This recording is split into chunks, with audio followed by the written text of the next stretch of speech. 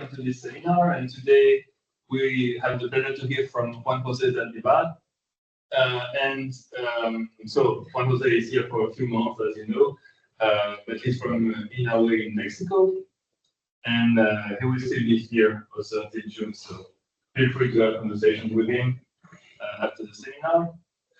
As usual, there will be time for questions at the end, but you can ask during the seminar. And the topic today is equilibrium and meta-exclusion disks around heavy black holes. So, Juan José, thanks a lot for giving the seminar, and you have the floor. Okay. Thank you.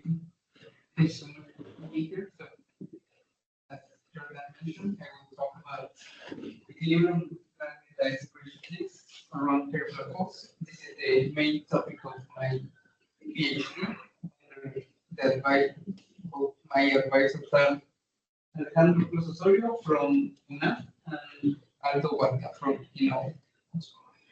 So the motivation for this work is that with the recent observation of the EHT, we now have images of two black holes, one in M87 and the other one in our own galaxy in Sagittarius A star. Oh, there is also the nuclear conjecture that I won't talk about that much here because this group is the experts. So, but anyway, this theory says that in GR, in general relativity, and in vacuum, the only regular black hole that exists is the one characterized by the Kerr metric, and it depends only on its mass and its spins. But well, you can also add some kind of matter, and one of the simple ones are to add a scalar or vector or some kind of this kind of extra structure. And since this is not in the no-hair regime, this is called hair. So not so much there. And what also to study this, to try to interpret these images, we have to do simulations, but we have to simulate both the black holes and the accretion disks around it. So there are two different regimes.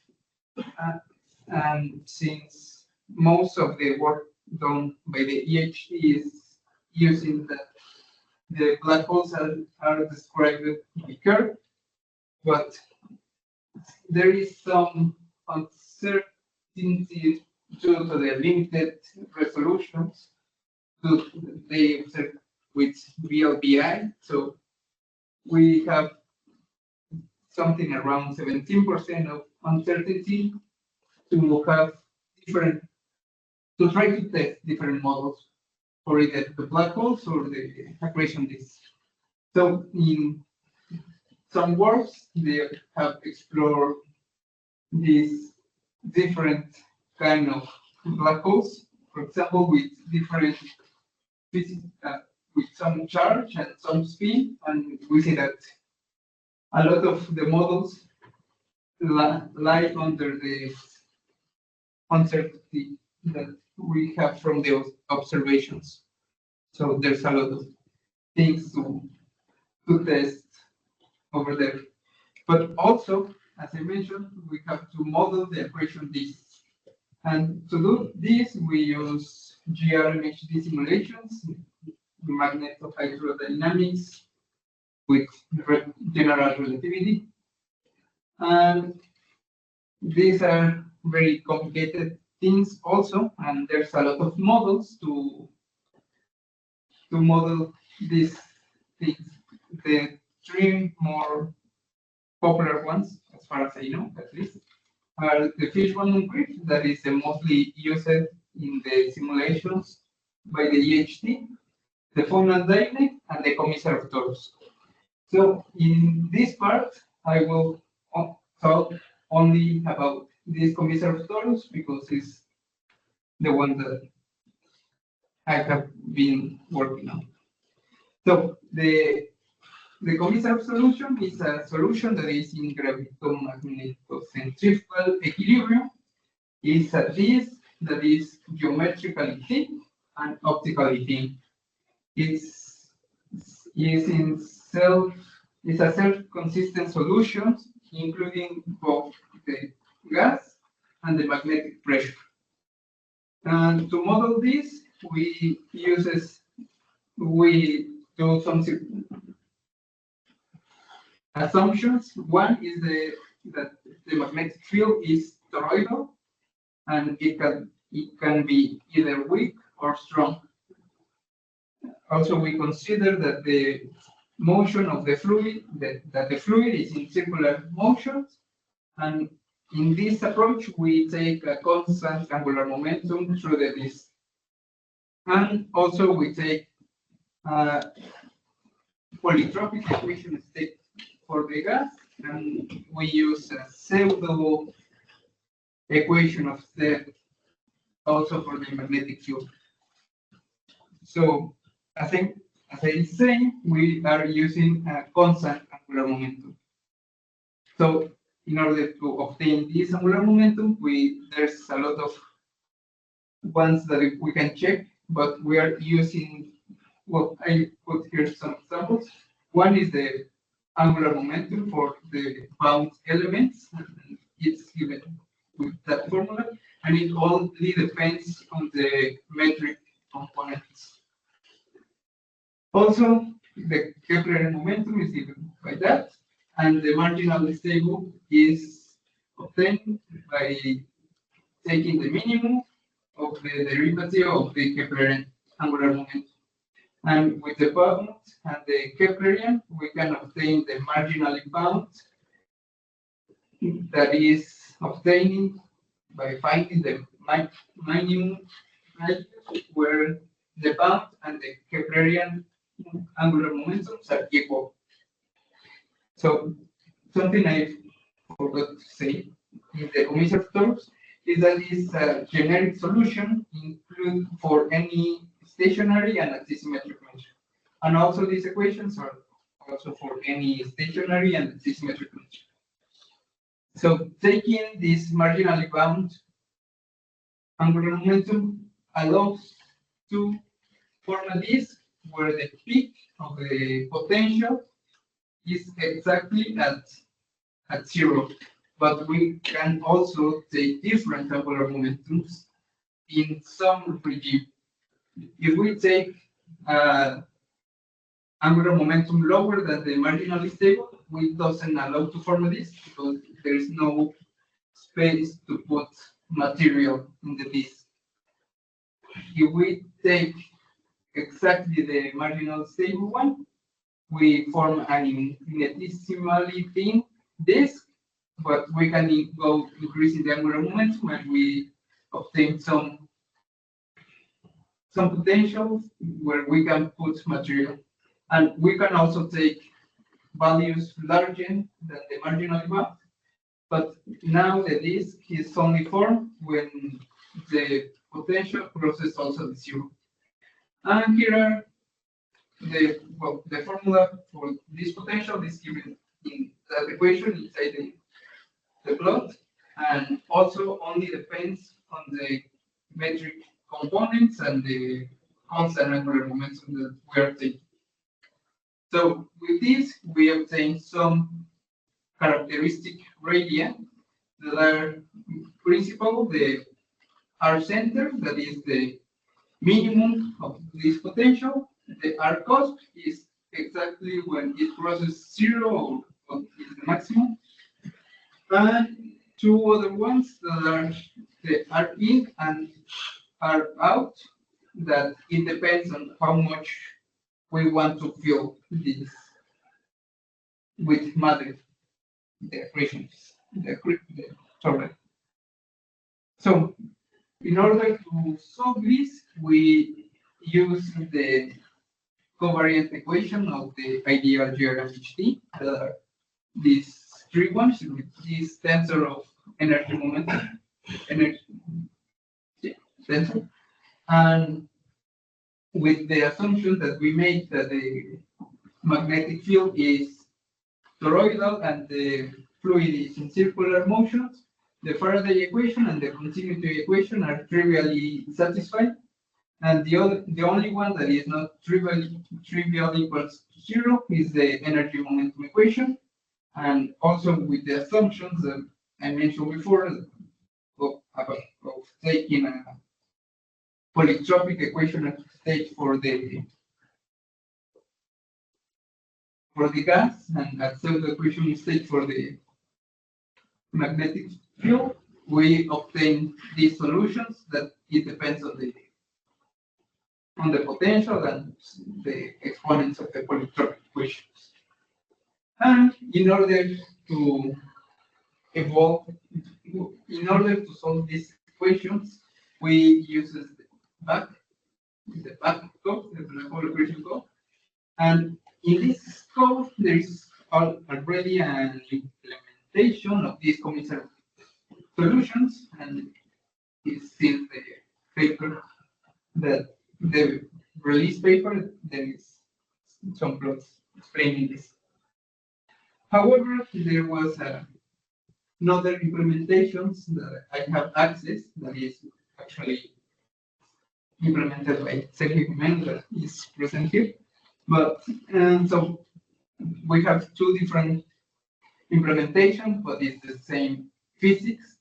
So we start with testing curve, and we can see that both are very similar and both are stable. And even when we evolve, we see that the disks are stable at some point. Here we are evolving until 500 M. However, we say yes. Sorry to interrupt. So when you mentioned now that the implementation that used to be in back and the implementation by Sergio are actually the same physics. But I remember that there was a paper where also Alejandro participated already 4 or more years ago, where they were, from which I understood that the implementation by Sergio is more self-consistent and can handle higher magnetic fields. So, my question is this impression correct, or is it actually really the same physics between the all conserved solutions and the solutions by Sergio? So the commissaire is, well, the commissaire solution works for any value of the magnetic field. So it doesn't matter if it's very high or low or something like that. So I don't know if that's a question. I see. Yes, that's what I wanted to know. Yes, but yes, well, the commissar solution in general allows to put very high magnetic fields and is in equilibrium. Yes. Okay, so as I mentioned, it's something that I find in the literature. I don't know if there is a more physical approach to this, but people used to say that if we allow 4 orbital periods of the torus, and if it's in equilibrium, we can say that it's in equilibrium. So, and well, if the torus doesn't move, we can say that it's in equilibrium. So it's a convention. I don't know if there's a more physical motivated thing to do this, but for this model of curve with 0.9 of spin, we obtain that the 4 orbital periods is around 200. So we usually take this one to compare. So the thing is that this was what I did this with the curve metric that was already implemented in fact. But when I test with a numerical metric that is also curve and it's the same spin and the same values and everything, we also obtain the equilibrium. However, is not the best same equilibrium. So we can see that at 500 we obtain some more inconsistencies. However, at 200 is kind of very similar, and how can even if at 500 all the three implementations, what I forgot to change the name over there, but the fiducial should be the back implementation. Also the one that I take from Jimeno and the one that uses a numerical digit. And we can say that even at 500, all the metrics are different. Those are isocontours of the density. And I also tested with different resolutions. So with this, I started with a 100 times 100 grid, and I applied different refinement levels. That it was something different that we take into account for what I will explain next. But we can see that even implementing the grid is, we obtain some consistency. So now, what is the topic about this? I also won't explain too much about this because these are solutions for this group. The data and run, these are the variable poles. We take the important thing to mention here is that this metric, well, this solution is stationary and asymmetric. Also, is the black hole and the scalar field are rotating and are synchronized. And well, this is, I won't say too much about this, but the important thing is that we're taking these four solutions, and we can see that all the models are, well, the consistent part of these models, and it was also done by my advisor at Astrophysics in the paper. They take these four solutions where they go increasing the fraction of the mass of the scalar field to the mass of the black hole. So it goes increasing to going from a hairy black hole with less hair, that is more related to hair, to one with more extremal hair.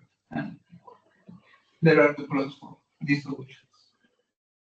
So one of the things that we first wanted to test or to see is that if there was some relation between the position of the torus respect to the position of the scalar field.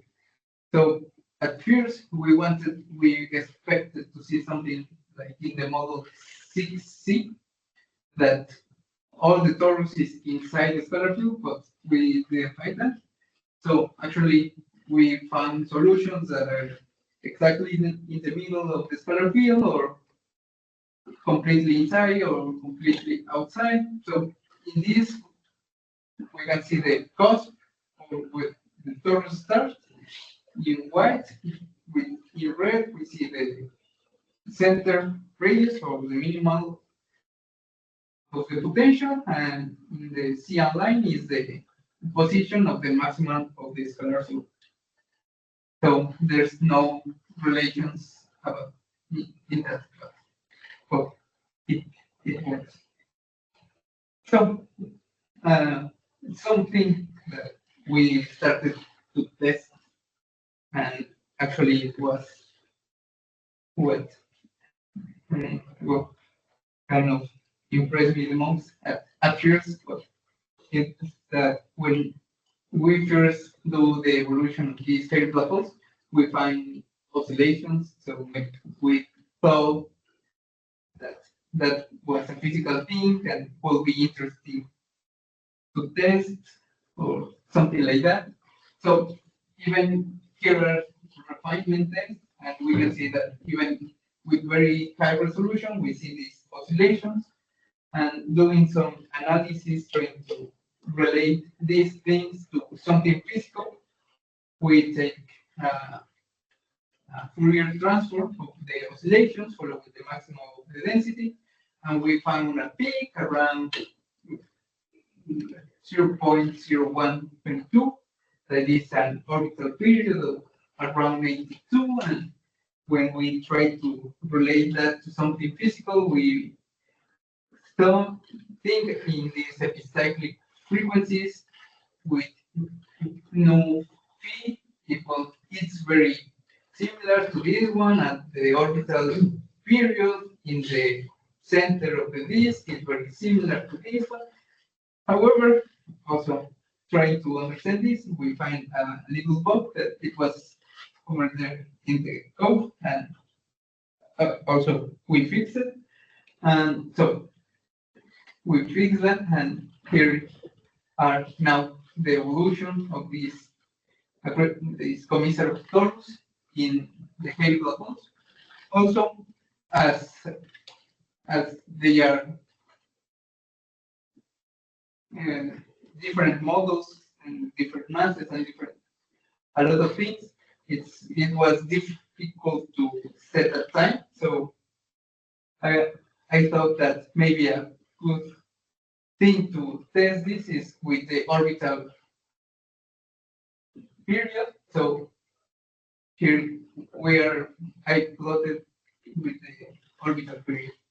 So, but also I let the evolution for longer time only to see what happens. However, as I mentioned before, people tend to say that when we reach 4 orbital periods, if the torus is still there, it's in equilibrium. So as we can see, the torus is still there and it's in equilibrium. So I plotted also here a little dot that represents only the position of the maximum of the density of the scalar field. So we can see that in this model, the torus is almost everything inside this. Well, the torus is almost inside the scalar cloud. So we see that this thing is stable for all the models. For the less heavy model, we expected that. But even for these more heavy ones, the disk is also stable. Kind of, because I see some perturbances over there, but I don't know, maybe that is kind of, well, it's due to that we are using a numerical metric instead of an analytical one, and that also triggers more numerical noise and everything. Or on the existing? No, these are only in 2D for now. Yes. The first. Yes. Well, it's in that case that the torus blows out completely. It is understood what happens. So, because it's numerical noise, no, but Yes. what is so physically what happens? Yes, I don't know. I see that there is some rotations. Well, some rotation over there. I don't know. Maybe that there's some. But it looks like there is some explosion, like from the center, no? Yes. I don't know if you have looked at pressure maybe to see what is happening. No, not yet. This I did like very recently. Also, these animations were very recent. Yes, I haven't done that. As I mentioned, maybe we can say that those solutions are also in equilibrium. And one of the things that actually a radiator has is that we can add very high magnetic pressure to these models. And we can see that here in the first panel, we are putting a beta parameter that I didn't mention before, that what is the fraction of the pressure and the magnetic pressure, the gas pressure and the magnetic pressure. So 10 to the minus 5 is a very magnetized disk, and we can see that even these very high magnetized disks are stable. That is, this is still there, something that doesn't happen in other models, that they put these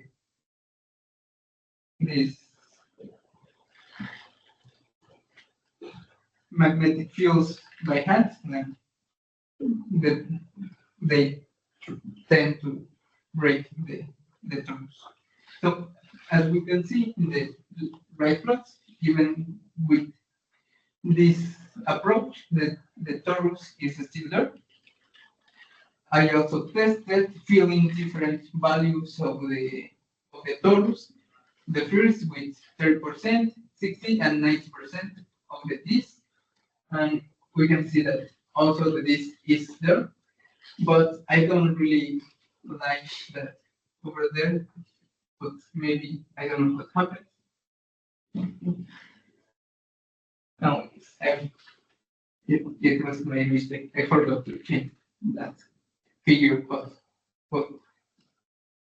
so that is also from the so sorry for that. But the disk is also there, even with we fill with more material, so, as we expected, and with varying also the angular momentum, the disk is also going farther away from the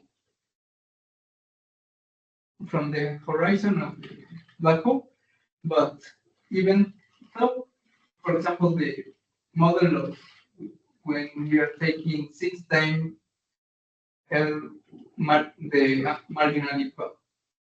marginally bound angular momentum, even with 6, the disk is going farther away, and now the disk is outside the maximum of the scalar cloud.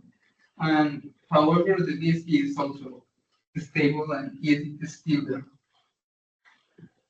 So, as conclusions of this part, we have reproduced the solution of the Kepler holes and the solutions for the commissary equilibrium torus, and we performed the first evolutions of these commissary torus around the Kepler holes, which are at least the first that I know. And we found some equilibrium states and different configuration of the disk with different refinements, varying the angular momentum, with different values for the field of the potential, and with different magnetizations. We see that consistently, the disk is still there. But I also wanted to talk about some, well, this is the main. Then when you have more angular momentum and the disk is further away from the black hole and kind of more outside or inside the torus, Yes. can you do the evolution using the same things? Can you also see this case where it's exploding something? Well, I think the exploding thing is something more numerical than physical, but to be honest, I don't know. I haven't explored all the configurations yet.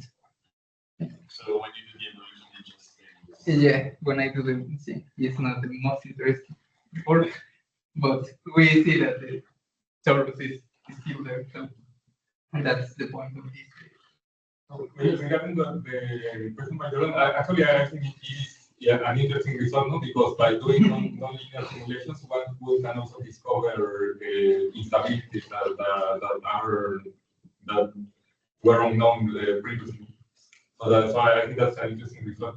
But I wanted to also ask another question. So you mentioned that these tori are in principle self-consistent even if you increase a lot the magnetic. Yes. Does this has a limit, or can you have tori where, for example, the fluid pressure and the fluid density are negligible and they are constituted mostly by, so they are supported mostly by the magnetic pressure? Well, in theory, yes, this is consistent even when we take very high values of beta. And for this work, I only take 10 to the 5. But for example, I saw in the paper that, well, actually, explore for this, they uses 10 to the minus 10. So it's very more magnetized, and well, at least the initial condition is still there. So in theory, yes, with any kind of magnetization, it should be there.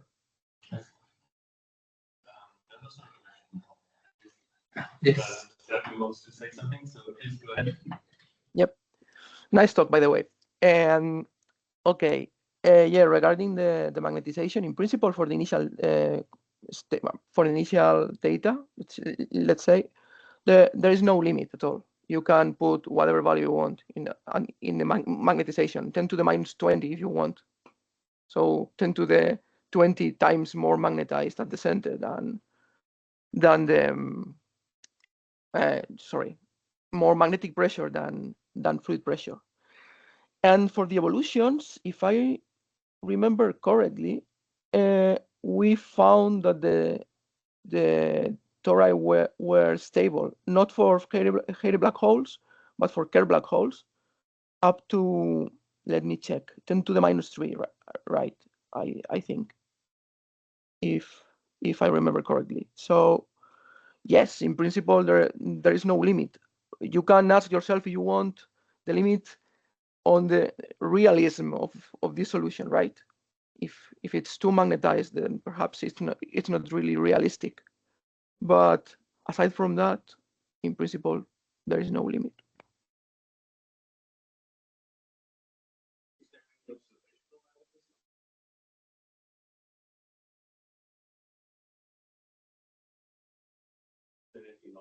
Actually, this is something that is being discussed now, because there is the model by Roger Blanford that I mentioned when we had the talk by Antonis that says that perhaps what we see is actually something that looks more like electromagnetism, so it is more like a big magnetosphere with very little plasma. So I think from that side, that type of models have many interesting also observation.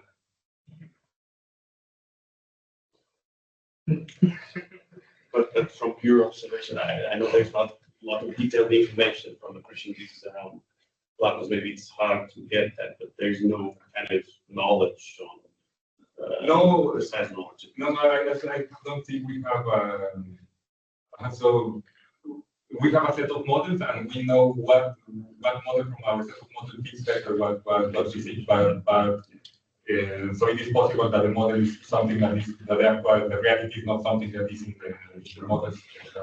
It's not the variable. Right.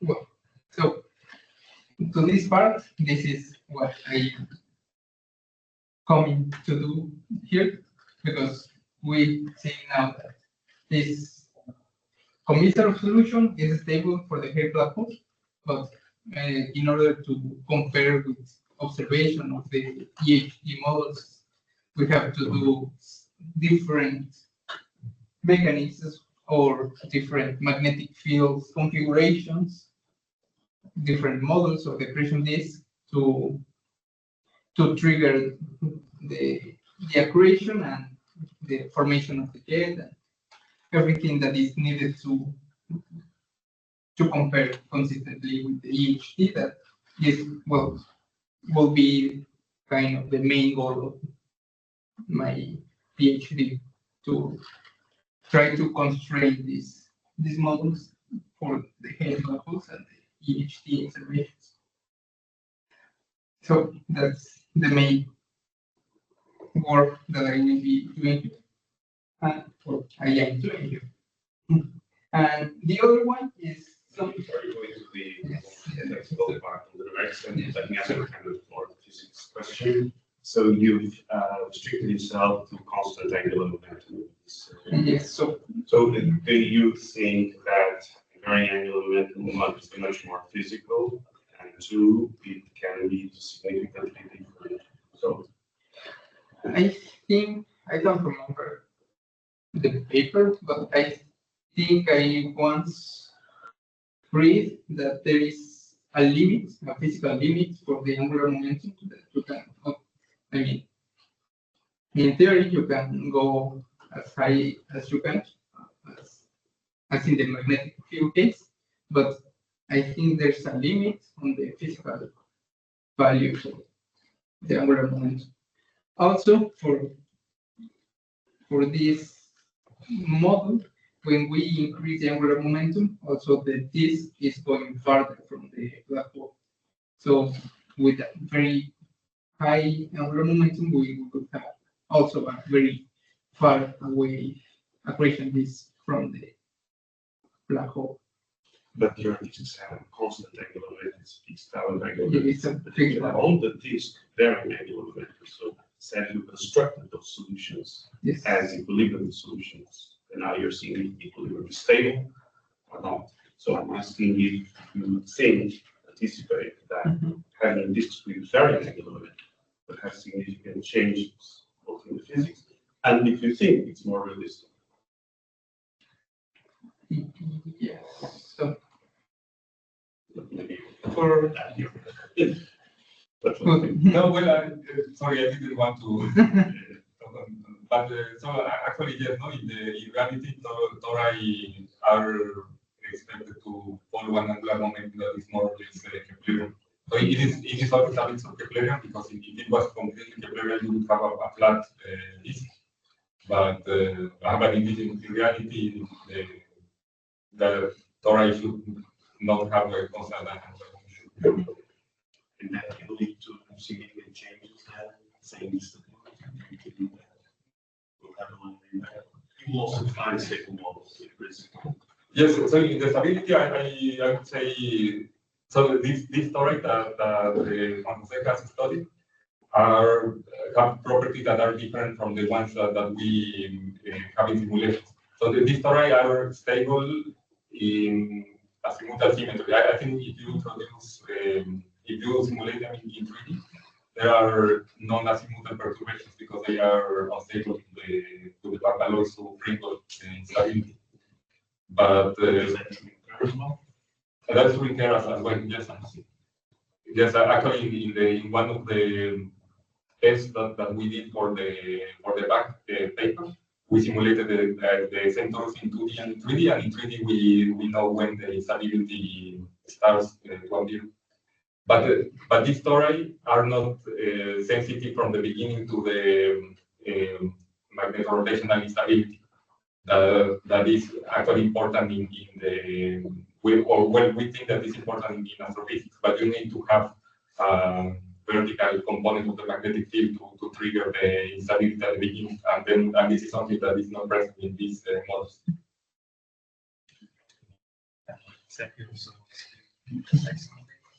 Yeah, sorry. I have a couple of questions more, but the thing is I have to go because my baby is crying and I can't be here anymore. So perhaps we can discuss later.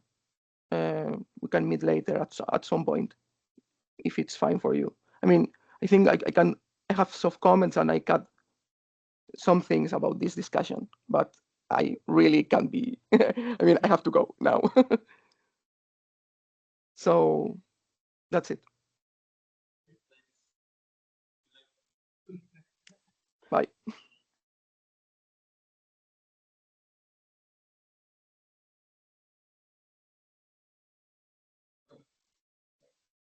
Coming back to the questions, especially what Hector said is basically the main answer, but for this toroid, we are using a toroidal magnetic field that this, as also as Hector mentioned, this doesn't trigger the magnetorotational instabilities. So in order to perturb the disk consistently, we use a colloidal magnetic field. So that's kind of the difference between that. And yes, of course, for this angular momentum, well, the idea is that it's not constant around the entire disk, and is more physical, realistic, that we have a distribution of the angular momentum. but I don't know how much differences does it makes. At least not in this model, because we can solve these models even non-constant angular momentum, and we still have equilibrium solutions. Yeah, but in different models, I don't know how much differences will that make. Yes, so it's kind of that part of these instabilities. The other thing that the other work that I will be doing here. So for the MRI, the adaptive mesh refinement method, we can set very different values to refine. One is a fixed grid, and we let the evolution, well, we let this grid fix during the entire evolution. We see that we obtain some kind of, well, this is fixed in trying to resolve the torrent, but we can also have, follow the MRI via a physical quantity, for example, the density, or other parameter. And we see that if we do this, and well, I forgot to mention, this is not the same model that I was working on, the commissar. This is another solution that are fishbone mounted, and these are in Kerr. So we see that we obtain a different refinement method, and also another one that is kind of more useful, I think, in my opinion, is follow the magnetorotational instabilities that we mentioned. That is the ones that trigger the evolution of the disk. So in order to calculate this, we have to calculate some quality factor of the MRI, but this requires to transform to a locally non-rotating frame. And to do that, we need a set of tetrads that at least I didn't find a generic for. There exists for here. However, well, the idea is also uses this with the hair black holes that are not the same metric as here, or even with any different or other different metrics. So these are tetrads that I obtained that are generic for any kind of metric, even with cross components and everything else. Of course, when we cancel a lot of terms that we don't have, these solutions go more, well, they are more pretty solutions, more simpler solutions. So, so with this, we can see that at least for the disk, I think in my perspective, there is a lot of more resolved disk, and they also follow better the jet where it should be the jet, at least in 2D simulation, because these are 2D, and but in order to we want to quantify this, how good or bad this refinement method is. So we this is still also work in progress, so I don't have too much to show here, but we start with some torrent, and we set 9 different regions, but the main one is the disk. So we do some cuts in with constant R that are the part of inside the disk, or the innermost part of the disk, the part of the disk, and the outer part of the disk. And also, this was also done by hand, by eye, to be more precise, to cut where here's the jet, because at least in the simulation, the jet is almost atmosphere, so perhaps doesn't give a lot of information. What we want is the shield of the jet. So we are doing some test to compare how good or bad these methods are for refine the different parts of the simulation, and for doing that we are using Unigrid simulation that also is our references.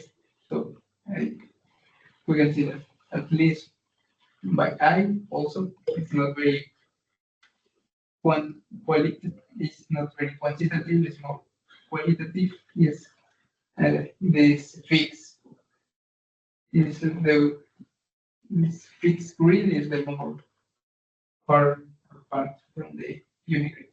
But also this is the other part of the work that I am doing here and I will be doing here for this month. So it's coming. Yeah. Thank you.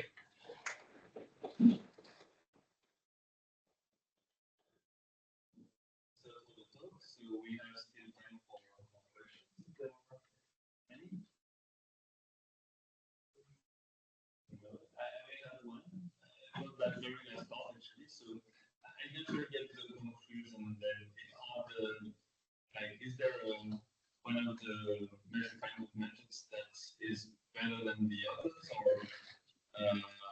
or the point was to say they give the same results, but of course we expect some of them to be more efficient. Well, yes, well, that will be the goal of this project, to see which kind of refinement works better for what kind of physics you want to reproduce, or if you don't have something that very clear that you want, maybe get a receipt that gives you that maybe use this method, but combine with this other method or something like that. So, thank you. So in the first solution,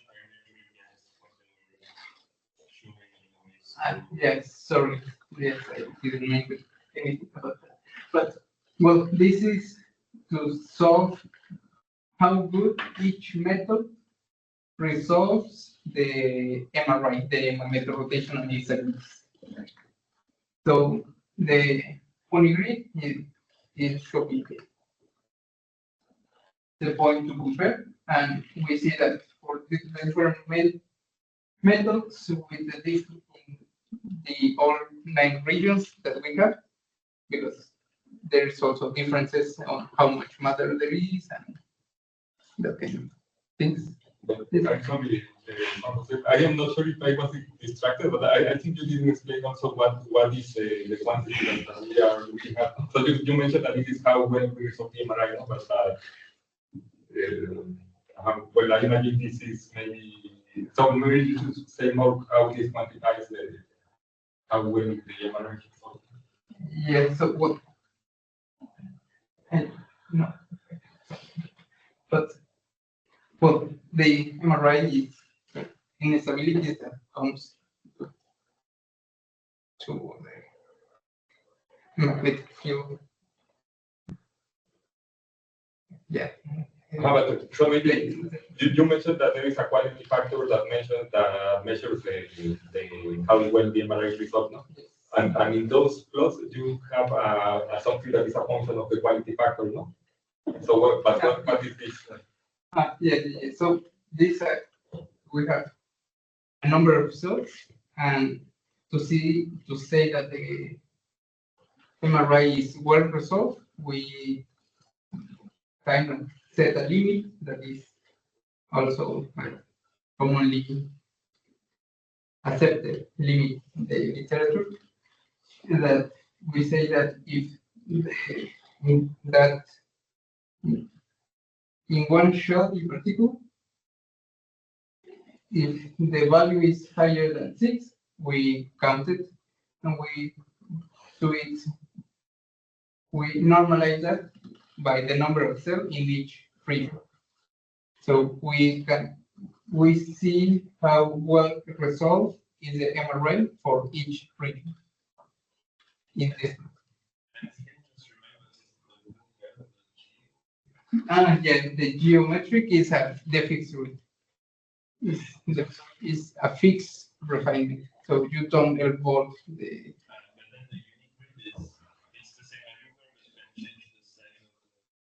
Yeah, the unigrid is the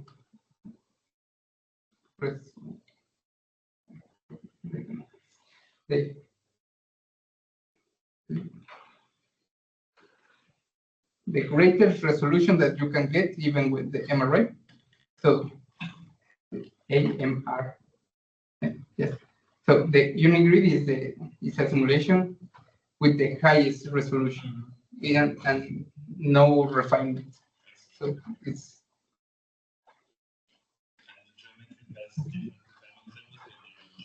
yeah, they have different refinement, but it's fixed in a region of space.